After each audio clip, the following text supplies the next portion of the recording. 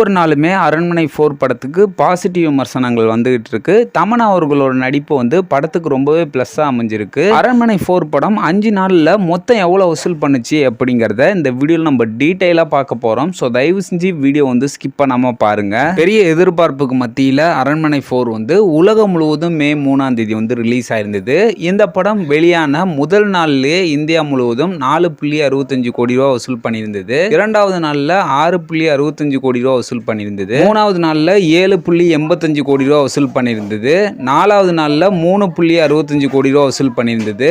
அஞ்சாவது நாள்ல 3.4 கோடி ரூபாய் வசூல் பண்ணியிருந்தது. மொத்தம் 5 நாள்ல இந்தியா முழுவதும் அரண்மனை 4 படம் 26.2 கோடி ரூபாய் வசூல் பண்ணியிருக்கு. உலகம் முழுவதும் அரண்மனை 4 5 நாள்ல 50 கோடி ரூபாய் வசூல் பண்ணியிருக்கு. ஸோ இந்த படத்தோட பட்ஜெட்டே 27.25 கோடி ரூபாய் தான். ஆனா இப்ப அரண்மனை 4 5 நாள்ல உலகம் முழுவதும் 50 கோடிக்கு மேல வசூல் பண்ணி மிகப்பெரிய ஒரு சாதனையை படைச்சிருக்கு. ஸோ மீண்டும் ஒரு சிம்பு மற்றும் எல்லா ஹீரோக்களோட அப்டேட்டோட உங்களை சந்திக்கிறேன். ஓகே பாய், உங்கள் சிஜி.